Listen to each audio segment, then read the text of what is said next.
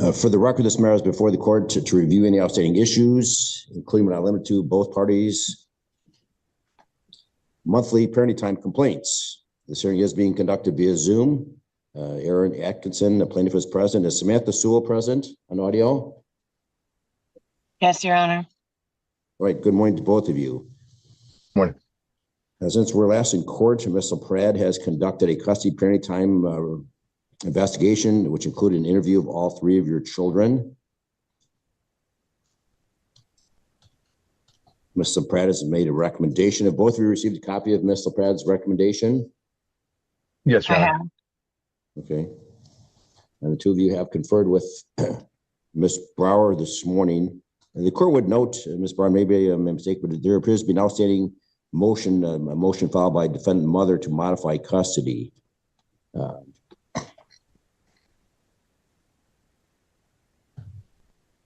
I don't know if that needs to be addressed in this recommendation, but in any event, the recommendation, Mr. X, there's Ms. Sewell. Good morning. The recommendation is that the front of the court recommendation, Mr. Pratt, dated August 13th, 2024, be adopted. Specifically, mother's parenting time with Cadence and Isabel shall be every other weekend, Friday at 4:30 to Monday to school during the school year during the summers, week on, week off, with the exchange that Sundays at 6 o'clock. The mother's parenting time with London shall be reasonable and liberal. Further, that the outstanding parenting time complaints filed with the front of the court through July 8th be dismissed. It's also known that both parties have provided the court with essays, what they have learned for their high conflict solutions workshop. The court appreciates both of you taking that program. Hopefully it was beneficial. I'm not, the court does not order the completion of that class if it's a waste of time. So I hope that there was some value in that class for both of you to make life easier for each of you. All right, so Ms. Sewell, do you understand the recommendation? I do understand it. I understand what's wrote. I don't understand how we got here. Okay, so you disagree with the recommendation? Absolutely.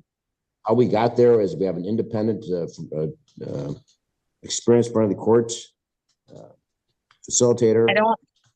I personally feel like she's interviewed your children. So your children are 16, 14, 13. This is not like a 6-year-old. So much more weight to be given on the thoughts and input of the children. I can guarantee you that, Ms. Sewell. So maybe you should ask yourself these questions, because obviously this is what the children want. The children would always choose ice cream over broccoli, and that's what's happening right here. I serve my children broccoli. He chooses to serve them ice cream. Children will always choose ice cream over broccoli. There are serious concerns within this case that have not been addressed, and unfortunately, it's so sickening and disturbing, this case, that the outcome of this recommendation is me dropping out. I don't wish to continue this anymore. My children have been failing educationally for years, and he's the one in charge of getting them to school, taking them to school. He's been charged with truancy charges. My son has dropped out of school. My children are depressed, suicidal, on medication, and all absence of their mother. But yes, continue the same path for them. Everybody agreed that something different needed to be done, and choosing the same sickening and despair life for them is enough for me to decide that continue on and do that. My son is now dropped out of school. There's no changing that. My daughter had a 1.3 grade average last year. I have went to court every single year fighting to know knowledge about my kids, fighting to be present for my kids, fighting for my kids to attend birthday parties, fighting for my kids to attend funerals. I've had to go to court to know my kids' education, to know their therapist. I've had to go to court to have you tell him that he had to keep them in school so he wouldn't take them out for acting classes. I've had to go to court for all these things, and nothing has been done. So now my children, 13, 15, and 16 years old, are on medication, failing classes, depressed, suicidal, sexual activity, talking to men online, absolute disgust. all, and he won't do anything about it. I'm not allowed to be present. I'm pushed out of the way. So of course the kids want to choose whether they're not parented, not governed, and he's feeding them ice cream over broccoli. Absolutely, 100%. I agree with them. However, I don't choose to be a part of it anymore. I choose to not have the police called on me when I take away my son's Xbox. I choose to not have CPS called on me when I'm trying to get help for my daughter's suicide problems. I choose to not have false police reports called on me about stalking my ex. I'm choosing, if you guys don't choose better for my kids, I'm choosing to step aside. Flat out. I have 2 other children to parent and raise and worry about. That's how I feel. To Miss This man, Sewell, hold on. There's another one thing. I started all these parenting time complaints, and up until this point, because he was allowing the kids to move freely between homes, it was working out fantastically great until he tried to strong arm me into paying him some money. Hold on one second. He had moved a man into the basement with my 12-year-old daughter, lied to me about it, lied to the courts about it, wouldn't let CPS in. And my daughter is expressing sexual habits and behaviors, and nobody will investigate it, and nobody hears me. Would you be comfortable with your daughter expressing sexual pornography and doing things online, knowing that there is a man living down in the basement and she's telling people that she's dating a 40-year-old man? Would you feel comfortable with that? This is who I'm leaving my children with. First of all, Ms. Sewell, have you reviewed I think Mr. Axon filed in the court file, there's University of Michigan Psychiatric Emergency Department reports. I have, and okay. Can I explain something to you? Stated June 6th, whether your daughter was taken to the hospital. She claims that there's ongoing, this is her words. Yes, can I explain something to you? Her mother. Yes, can I explain something to you? So I just want to make sure no, you don't need, want to make sure you saw these. I did. So I did, absolutely. And it made me bawl. It's so sickening because here's the thing. Here's the thing, Your Honor. Mr. Ackerson, I was explaining my concerns of what I was finding on her phone and explaining what I have known my son to do and explaining what we had just came across. The referee wanted to say that the kids were not allowed around each other and was concerned about incest relationships because what I was finding on Isabel's phone while she was in Mr. Ackerson's home. So I explained this to the court. The referee was like, whoa, something's going on. You know, the kids aren't allowed around each other. Mr. Ackerson went home and told Isa and London that I was accusing them of having an incestual relationship and blamed the entire thing on me. So she absolutely was so mad at me. And I think I provided text messages to the court where she was saying, my mom's so weird. She thinks I'm having sex with my brother and she thinks I'm having sex with my dad's roommate. But these are the things that I'm finding on her phone and I'm providing them to the court. I'm not having conversations with my daughter about what I'm thinking. I'm having conversations with Aaron Ackerson, trying to get to the bottom of it. And then he's going and telling he is showing her, even these classes, he is showing them the paperwork and putting it in their faces, absolutely causing problems. I've came to the courts every single year about things that I'm badmouthed, I'm talked about. Of course the kids view me like this. This is 100% parental alienation, and the courts have enabled the abuse of me, the control of me, and I'm done.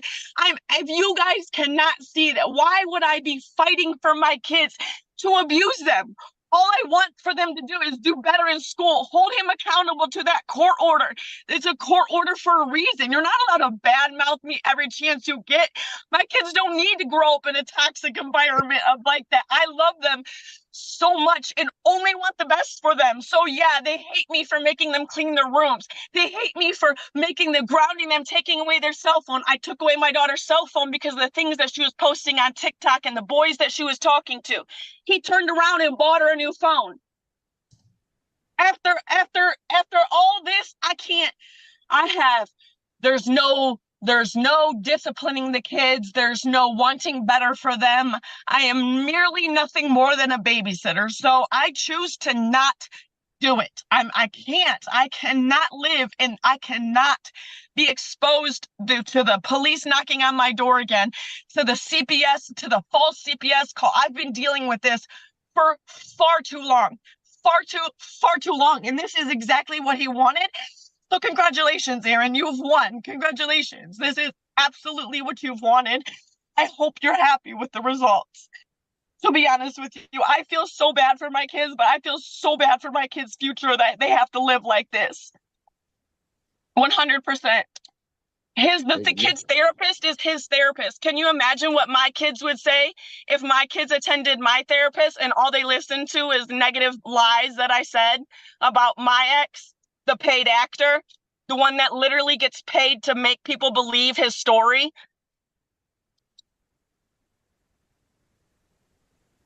Ms. Sewell, the children need their mother. So I hope you keep an open and they mind. also They need their a happy mother. mother, and one mother that's not being constantly controlled and abused and enabled by the court system to continue the abuse. I cannot handle it anymore. I have hit a peak. I've hit a moment. I cannot. The summer goes so perfect and so well, and it's so harmonious. And when the kids were moving freely from home to home, it was so good. It was so happy in that time. It was so good. But money is a root of all evil, so I'm sorry I didn't have the money at the time. All right, take a deep breath, Ms. Sewell. First of all, make sure you're listed. You should be involved in school activities, going to parent-teacher conferences. Make sure that you're listed as a contact at school. Absolutely, you're the parent. I have had to go to court and fight for every single thing of that, and I do. I attend everything that I am aware of, that I can. I attend everything. I do everything that I'm supposed to. I show up to therapy. I do everything that I'm supposed to do. Everything and more. I adopted my life in 2020 as if he was standing right next to me. And you can ask any about that. I said, I will live my life as if Aaron Atkinson is standing next to me because that's how it feels. Every move I make, I have to make sure that he's okay with it, how he can spin it, and how he can use it against me and use it against me in court. And that's how I have become this person that I am so proud of today. The fact that you are sitting here and saying my kids don't deserve to have their mother. Why is it okay for this man to have truancy charges? Why is it okay for him to not push school on the kids? Why is it okay for him to be living in a bed bug infested house, almost foreclosed on, and everyone's okay with it? Why are you okay with it? Right, Ms. Sewell, the court fully understands your position. Keep in tabs. If in fact the children are missing school, bring it to the court's attention. The court will make changes. You have all the paperwork right now. You have all the paperwork right now. I have. That's a joke you telling me that. I brought all text messages, school paperwork. I have absolutely brought everything. The 37 absences. I brought that, Your Honor. Waiting. Mr. Atkinson, do you understand the recommendation this morning? Yes, I do. Do you have any objection to the court adopting the recommendation? No, I do not. The court's going to add a couple things to this recommendation, if you could, please, Ms. Brower. Number one is that all three children shall be involved in counseling, and they shall not be your counselor or therapist, Mr. Atkinson. Not someone that you are seeing. Just understand, all three children shall be enrolled in counseling. They've all three got problems. So all three should be enrolled in counseling, and they should not be your therapist or counselor. And finally, if the children miss school because of illness, you need to take them to the doctor that day. No unexcused absences. So if you take them home. Schedules the appointment during school. Please do not interrupt. Mr. Atkinson, if these children are sick, they don't go to school, you need to take them to a doctor that day. Understood? Understood. And Ms. Sewell, please keep tabs on the records. If in fact they're missing school, the court's we'll bring them back into court, and the court wants answers as to why they're not in school. This is a joke. Right. I've been doing this for years, Your Honor. Every single year I provide the school record. Every single year. So you're telling me to do exactly what you told me last year, which was the thing that you exactly told me the year before, which is the exact thing that you told me the year before. You've told me this every single year. Every single year you've told me this. I've been bringing this to you every single year. Every single year, Your Honor. Well, we've got 3 files here and there's been a lot of activity, but bring them timely. Ms. Sewell, I do, Your Honor. apologize. It has but 30 again- days to, you have 30 days to file the complaint. I do, Your Honor. I do. I file everything on time. I do bring it to you. I do. So you're telling me the exact same thing as you did a year ago. So what is it going to be? One more child is going to drop out? Are we going to wait till one more child gets to drop out? Bring it to Because the this court's could have attention, been Ms. Sewell. I'm prevented. telling This you, I will absolutely not could have ignore been it. Bring it to the prevented. court's attention. I I this will not absolutely ignore it. could have been prevented. I'm not going to talk over you, try to talk above you, Ms. Sewell. So court will adopt the recommendation. I will conclude this review. Do bring it to the court's attention, please. I will look at it. So please bring it to the court's attention, and the court's going to amend the recommendation with those Your Honor, can I provisions. ask something else? Sure, go ahead. So we have a thing on our court order that we are not supposed to talk about each other on social media. However, I'm not being quiet about what's being done to me at court anymore. And since the court order has never been followed before, and there are no consequences.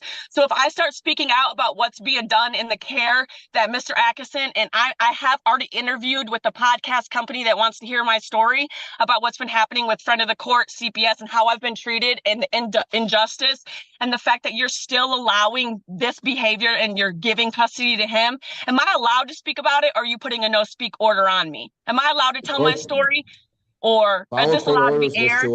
If you're not sure about following court orders, then you should consult an attorney, because yes, you violate court orders, people can be held in contempt. With that, Okay, but the why court will is he adopt this allowed to be recommendation. held? Why is he allowed to disobey the court order, but he is not allowed to be held? He never gets held in contempt.